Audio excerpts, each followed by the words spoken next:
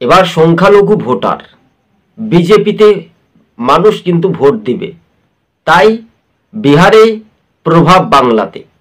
তৃণমূল আমার মনে হয় বুঝতে পারছে এই সংখ্যালঘু জেলাগুলিতে তৃণমূলকে মানুষ বয়কট করবে, মানে এদেরকে ভোট দেবে বলে মনে হয় না। তাই বিজেপিতেই মানুষ কিন্তু সমহিমায় ফিরছে।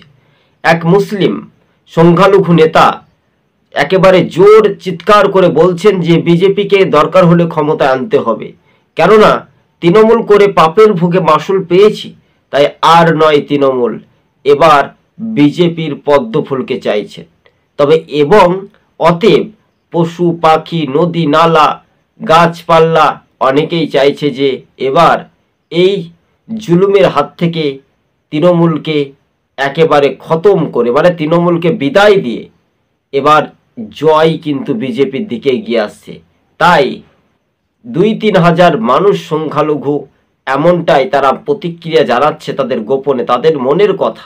কিন্তু তৃণমূল হেরে যাবে এই বাংলাতে।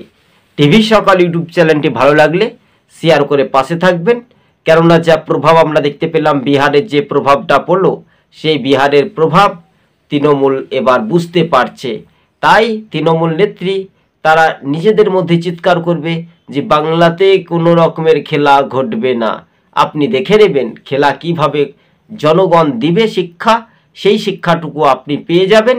তাই চুপচাপ করে মানুষ কিন্তু বুঝে নিচ্ছে এবার কিন্তু পদ্ম ফুলেই চুপচাপে কিন্তু ছাপ দিচ্ছে। আমরা বলছি না, বিহারের প্রভাবটা একটা অলরেডি পড়তে চলেছে।